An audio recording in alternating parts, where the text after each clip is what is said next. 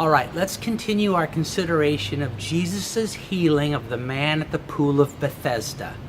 Now let's remember that after 38 years of sickness, this man was clearly not dying, but he wasn't really living either.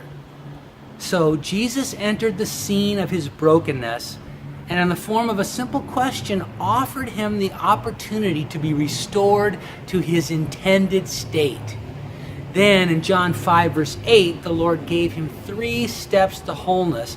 And the first of these was to rise, and that's what we talked about last time. This time I want to talk about what Jesus said next. Take up your bed. In other words, he tells him that if he wants to experience true healing, he's going to have to pack up his campsite. For many years now, I've enjoyed watching a reality TV show called Survivor. The contestants try to avoid being eliminated from the game until there are only 3 players left. Then those who've been forced to leave the game vote for a winner from the 3 survivors. But before that vote, the final 3 players will almost always burn down the camp they've been living in during the game. And they do that as a dramatic statement of the fact that they will not be coming back. Now, something very similar is embedded in the Lord's statement here. He's telling the man that if he's going to actually live in the healing being offered, he's going to have to eliminate the possibility of coming back to Bethesda. Why is this important? Because we all prefer the security of a known past, even if it's uncomfortable, over the uncertainties of an unknown future. And for this man who's been sick his entire life, a future of wholeness, as desirable as it may be, is filled with uncertainties. So unless he removes the possibility, in those times when his healing is challenged in some way, he will be vulnerable to the temptation to return to the twisted familiarity of what he knows. Now there's also the issue of identity.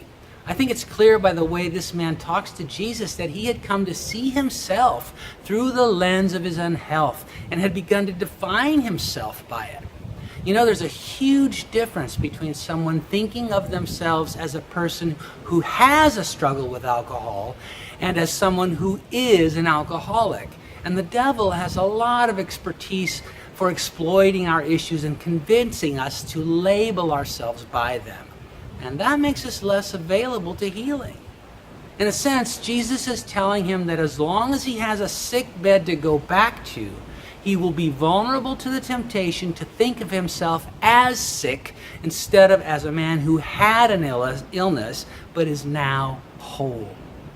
On top of that, every form of brokenness has a support structure that's been built around it that helps keep it in place. Like other people who act as enablers of the unhealth, habits that have developed, distorted assumptions, etc. And unless that structure is dismantled, the gravitational pull can be overwhelming. For instance, if a man is freed by Jesus from a pornography addiction, unless he is also willing to tear down his well-worn pathways for accessing porn, it will be too easy to slide back into the familiar. So we have before us a critical component in the process of healing Jesus wants to bring to your life and mine. Just like the man at the pool, he's asking if we want to be made well. And if so, he says it will require us to be ruthless about cutting off every route back to brokenness. Are you ready to take up your bed? Dear one, Jesus is with you right now and ready to give you the clarity, the courage, and the strength you need to do it.